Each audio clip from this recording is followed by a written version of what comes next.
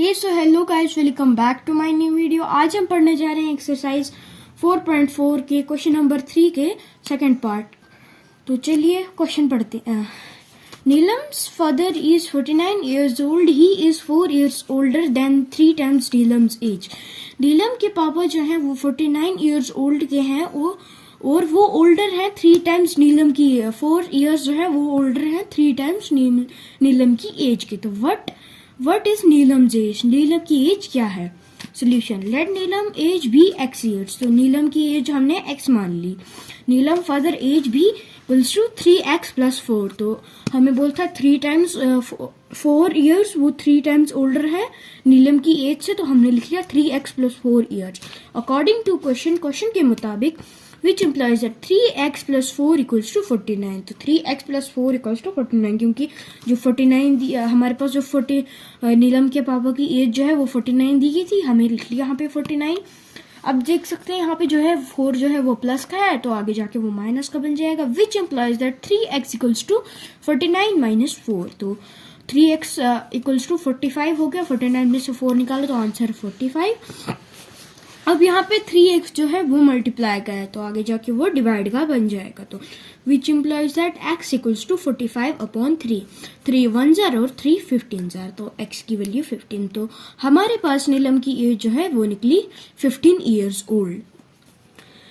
Third part, people of Gulmarg planted trees in the trees in village garden.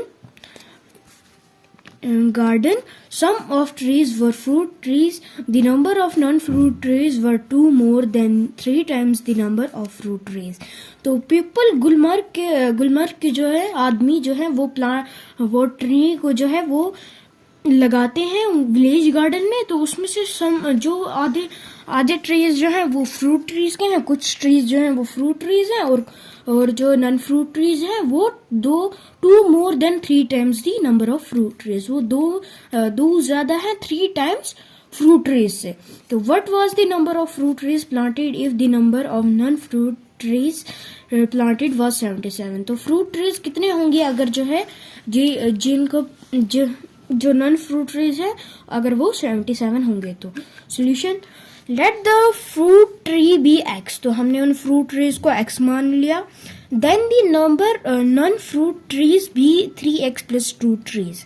तो non fruit trees थे उनको हमने 3x + 2 लिख लिया, क्योंकि इसमें 3 times 2 more, हम इसमें बोलता 2 more than 3 times, 2 से 3 ज्यादा। अकॉर्डिंग टू क्वेश्चन के मुताबिक 3x + 2 = 77। जो 3x + 2 हो गया 77। तो यहाँ पे 2 जो है वो प्लस का है, तो आगे जाके वो माइनस का बन जाएगा। विच इम्प्लाइज दैट 3x = 77 - 2। तो अब 77 में से 2 निकालो तो answer 75। Which implies that 3x = 75। तो अब x = अब यहाँ पे 3x जो है वो मल्टीप्लाई का है, तो आगे जाके वो डिवाइड का बन जाएगा। तो x = 75/3। 3 1s और 3 25s are 75। तो हमारे पास x की वैल्यू निकल गई 25। As the fruit trees planted in Gulmarg village garden = 25। जो फ्रूट ट्रीज थे गुलमर्ग के विलेज गार्डन में वो थे 25। Question number 4, solve the following riddle. अब यहाँ पे जो है हमें एक रिडल दी गई है, तो हमने इनको जो है वो सॉल्व कर लेना है। I am a number, tell my identity। मैं एक नंबर हूँ, मेरी आइडेंटिटी बताओ। तो यहाँ पे कोई इधर बीच में खाली है, मतलब कि यहाँ पे कोई नंबर नहीं दिया गया है, तो हमने जो है इसको x मान लेना है। Take me 7 times over and add a 50। तो मेरे को 7 बार लो और 50 ऐड कर लो। To reach triple century you still need 40। तो आपको ट्रिपल सेंचुरी जो है बनाने में आपको 40 और चाहिए। तो मतलब कि 1 सेंचुरी में जो है 100 रन्स होते हैं, तो यहाँ पे ट्रिपल बोला है, मतलब कि 300। हमने जो है अभी ट्रिपल सेंचुरी बनाई नहीं है, हमें जो है अभी 40 रन्स चाहिए। तो मतलब कि यहाँ पे जो मैं आपको क्रिकेट के एग्जांपल बता रहा हूँ, जो है ट्रिपल सेंचुरी जो है वो 300 रन्स होंगे क्रिकेट के, उससे एग्जांपल क्रिकेट की 300 रन्स जो है बना लिए। अभी जो है हमें 40 रन्स और चाहिए, तो मतलब कि 40 रन चाहिए अभी ट्रिपल सेंचुरी बनाने के लिए, तो हमने 300 माइनस 40 कर देना है। तो अब सोल्यूशन लिख लेंगे इसका, let the number be X. तो इस वाली लाइन का लिख लिया हमने, let the number be X.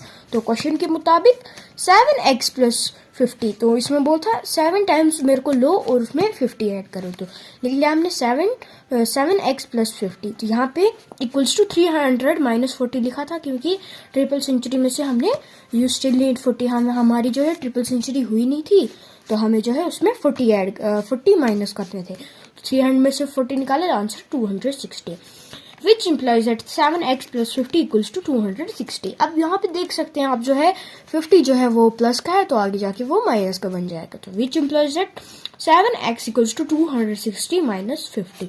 तो विच इम्प्लाइज दैट 260 में से 50 जो है हमने माइनस कर लिया, तो आंसर हमारे पास 210 आ गया। Which implies that x equals to 210।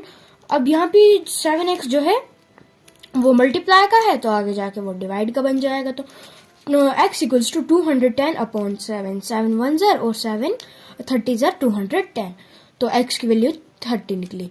तो जो हमारे पास यहाँ पे नंबर बताया गया था वो है हमारे पास 30, hence the required number is 30। तो आज के लिए इतना ही, कल मिलते हैं, बाय।